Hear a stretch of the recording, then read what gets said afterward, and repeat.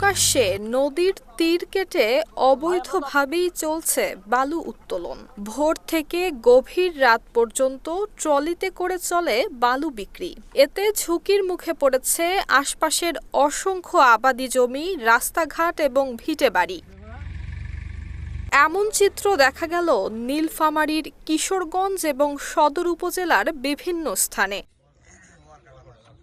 স্থানীয়দের অভিযোগ, দীর্ঘদিন ধরে প্রশাসনকে প্রভাবিত করে এই কাজ চালিয়ে যাচ্ছে প্রভাবশালী একটি চক্র। তবে একাধিকবার এ নিয়ে প্রশাসনের কাছে অভিযোগ করা হলেও নেওয়া হয়নি কোনো কার্যকর ব্যবস্থা।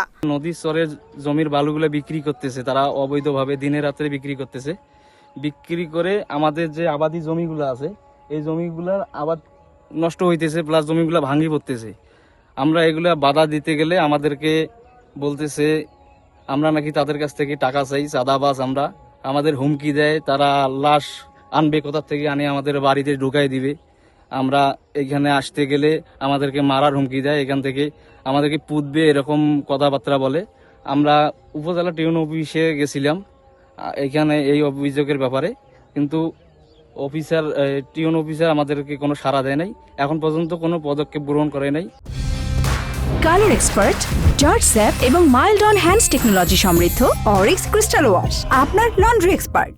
এদিকে অভিযুক্তদের দাবি, তারা নিজস্ব জমির বালুই বিক্রি করছেন। তবে এ ধরনের কার্যক্রমের জন্য কোনো অনুমোদন নেওয়া হয়নি বলেও স্বীকার করেছেন সংশ্লিষ্টরা। এখানে বালুর পয়েন্টে যেটা ডেজারের বালু, সেখানে আমাদের এলাকার লোক বাধা দিছে, কিন্তু আমরা যেটা বালু কাটতেছি এটা আমার মালিকানা জমি। এখানে আমাদের কোনো বাধা নাই। সিটল হিসেবে এটা পারমিশন আমাদের সরকার দিয়েছে। এই মর্মে আমরা এই জমি বালু কাটতেছি। স্থানীয় বাসিন্দারা জানান, বালু উত্তোলনের কারণে নদী ভাঙন বাড়ছে, বর্ষা মৌসুমে তৈরি হচ্ছে বড় ধরনের ক্ষতির আশঙ্কা। একই সঙ্গে রাতভর ট্রলি চলাচলে দুর্বিষহ হয়ে উঠেছে জনজীবন।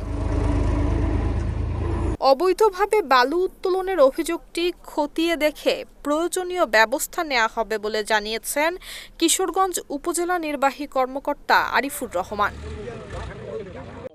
নুসরাত জাহান মেহেক, ঢাকা পোস্ট।